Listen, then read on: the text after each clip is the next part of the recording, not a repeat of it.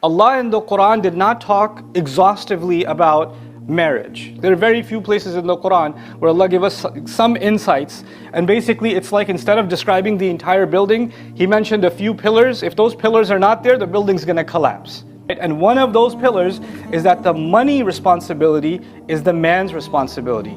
He better go find a job, he better go get some work, he better go and provide, because that is actually what Allah has made him responsible for the groceries, for the car, for the fuel, for the electricity bill, for the school, school supplies for the kids, everything. Everything. And that starts from the very beginning. When you get married, you take the responsibility of paying a mahr, a dowry.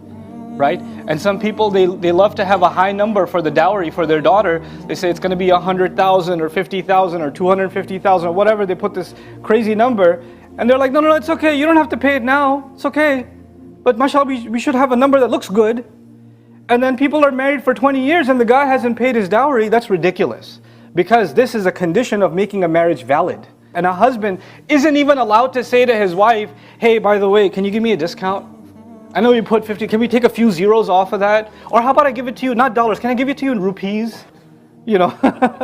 If you agreed to it, then you signed on. If you didn't want to agree to it, then you should never sign that document. You're actually not even allowed to hint that you have trouble paying your mahr. Men aren't even allowed to hint at that. And after you pay the dowry, like if you're a monthly payments you're making, you give her like $500 or something, $100, whatever you give her, that's part of your dowry that you're paying off. And you pay her and you're like, fine, here's your monthly, this week was really tough. You can't make none of those comments. And if she takes those $100 from you, and then she takes out a dollar bill and says, here, go get yourself some ice cream. If she does that, then, and you say, okay, thanks, you can take that if she did it on her own. But once you're handing that money, you're not even looking at that money anymore. It ain't yours. That's part of being a man, according to the Quran. And there are many men around the world whose wives are being told to go get a job and work while they're sitting at home. Muslim men. And they're saying you have to obey your husband. What kind of what religion is that?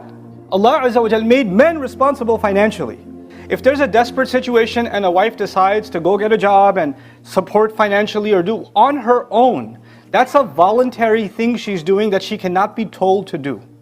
And if she does that, if she does get a job, if she does have a business, if her father left behind some stores or some property in her name, and you're like, hey, can we get some of that too? Because I'm your family. No, that's her money. You can't touch it. Allah made this equation in which she has a financial advantage, meaning your money is basically hers, and her money is hers.